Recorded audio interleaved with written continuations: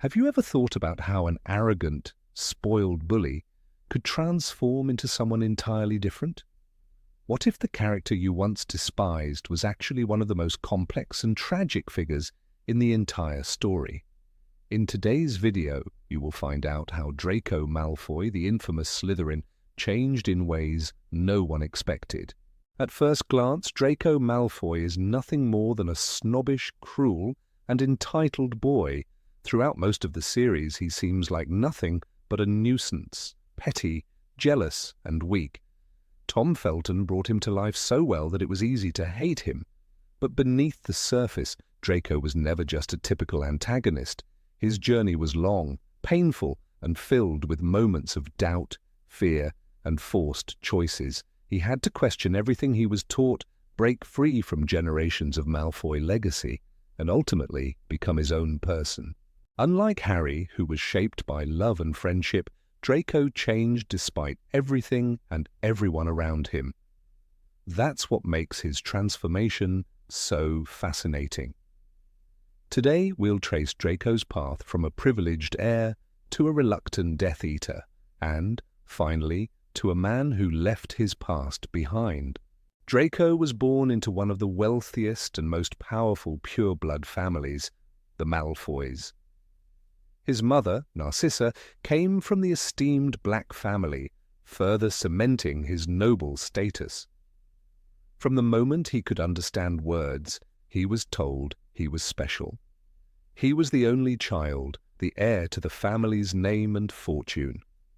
It was both a privilege and an immense pressure. He had to live up to the expectations of his ambitious and proud father, Lucius Malfoy. Lucius was everything to Draco, a role model, a figure of strength, and the person who shaped his beliefs. Prejudice, arrogance, disdain for Muggleborns, all of it was absorbed from his father. Even before Hogwarts, Draco was well versed in the politics of the wizarding world. He knew about Voldemort, his father's ties to the Dark Lord, and the legend of the boy who lived. From an early age, Draco surrounded himself with the children of Death Eaters, preparing to carry on his family's legacy. But he had no idea just how much his world would shatter in the years to come. As expected, Draco was sorted into Slytherin, like generations of Malfoys before him. He was intelligent, disciplined, and had no trouble with academics. But his biggest weakness was his pride, and Harry Potter became the source of his deepest resentment. At first, Draco tried to befriend Harry, hoping to pull him into the right crowd. Lucius had expected Potter to become a powerful dark wizard, possibly even Voldemort's successor. But Draco quickly realized his father was wrong. Harry wasn't interested in pure blood superiority or Slytherin ideals. And that rejection stung. From that moment, Draco's hatred for Harry burned strong. He envied everything about him, his fame, his talent, and the way people adored him. While Draco was raised to believe he was superior, he was constantly overshadowed by Harry. That bitterness grew as the years passed.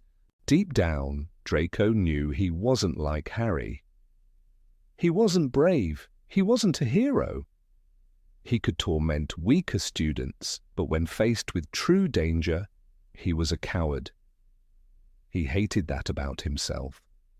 And nothing exposed his fears more than his duels with Harry. Each time, he lost. Meanwhile, Lucius Malfoy was working behind the scenes to gain more power. He orchestrated events to remove Dumbledore, reopened the Chamber of Secrets, and later rejoined Voldemort when the Dark Lord returned. Draco idolized his father and felt pride in his family's influence, until everything went horribly wrong. Lucius Malfoy's downfall was swift and brutal. His attempt to capture Harry ended in disaster, and he was sent to Azkaban. Draco, once the proud heir of an untouchable family, was suddenly the son of a disgraced criminal. The Malfoy name was tarnished. Voldemort saw an opportunity to punish Lucius and tighten his grip on the Malfoys. He gave Draco an impossible task: kill Albus Dumbledore. It was a death sentence, a mission designed for him to fail. But Draco had no choice. Desperate to prove himself, he tried everything: poisoning, cursed objects, and finally, a direct ambush. But when the moment came, standing face to face with Dumbledore, wand shaking in his hands, Draco realized something terrifying. He wasn't a killer, he couldn't do it. Instead, it was Snape who cast the fatal spell. Draco lived, but his fate was sealed. He was now a Death Eater, in name only, caught in a nightmare he couldn't escape. Voldemort had no real use for the Malfoys. Their mansion became his headquarters, their status reduced to servants and pawns. Draco saw firsthand the horror of the Dark Lord's rule. The pride and arrogance he once flaunted disappeared. His first true act of defiance came when Harry, Ron, and Hermione were captured and brought to Malfoy Manor. Draco had the chance to expose Harry to Voldemort. Instead, he hesitated. He lied. He let them go. By the time the Battle of Hogwarts began, Draco was a broken shell of the boy he once was. He wasn't fighting for Voldemort. He wasn't fighting against him either.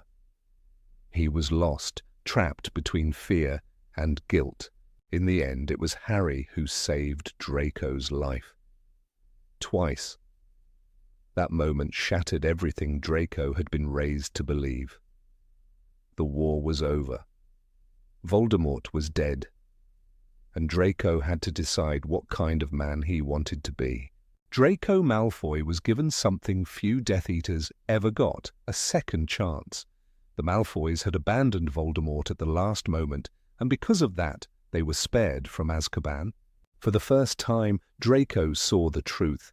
His father's beliefs had led their family to ruin. He no longer hated Harry. There was no point.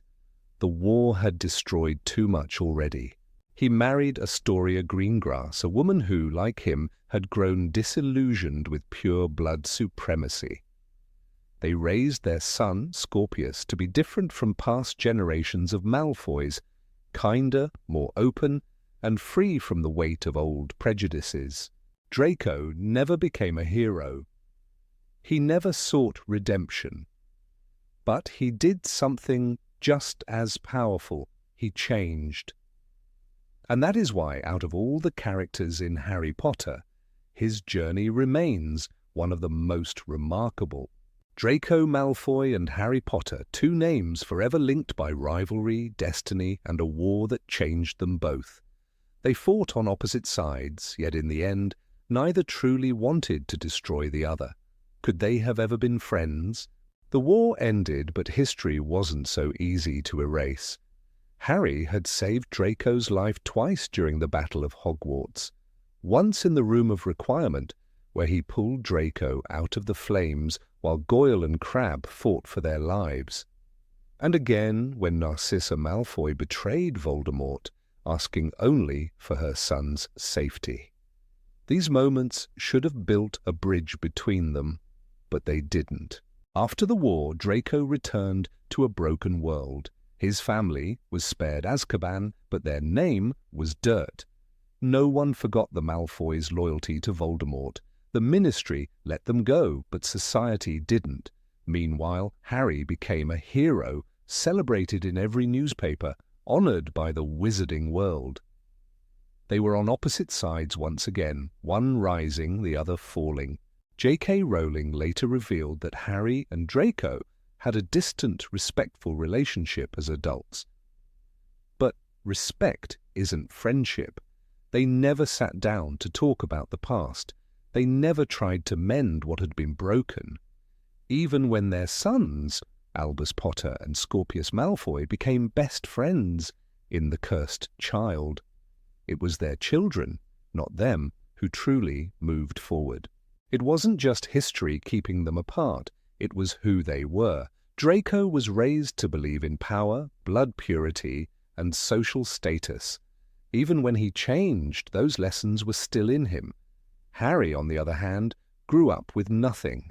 He never cared for wealth or family pride. They saw the world through different eyes, and that gap was never truly closed. Yet, there were moments. In The Half-Blood Prince, when Draco was given the impossible task of killing Dumbledore, he cracked under the pressure. "I have to do it. He'll kill me," he whispered, wand shaking in his hands. For the first time, Harry saw Draco as something other than an enemy, a scared boy trapped in something bigger than himself. But the war didn't give them time to explore that understanding. In The Deathly Hallows, when Draco was forced to identify Harry at Malfoy Manor, he hesitated.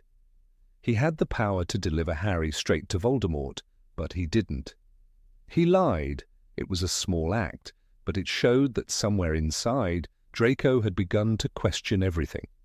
And yet when the battle ended, neither he nor Harry reached out. Could they have been friends?